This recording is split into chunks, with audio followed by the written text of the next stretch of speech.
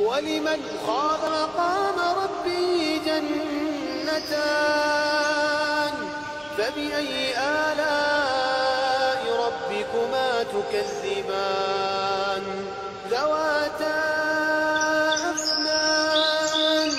فبأي آلاء ربكما تكذبان فيهما عينان تجريان فبأي آلاء ربكما تكذبان فيهما من كل فاكهة زوجان فبأي آلاء ربكما تكذبان متكئين على فرش بطائنها من استبرق وجنى الجنتين دان فبأي آلاء ربكما تكذبان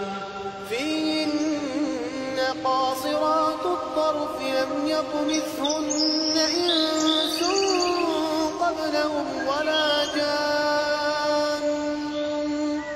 فبأي آلاء ربكما تكذبان كأنهن الياقوت والمرجان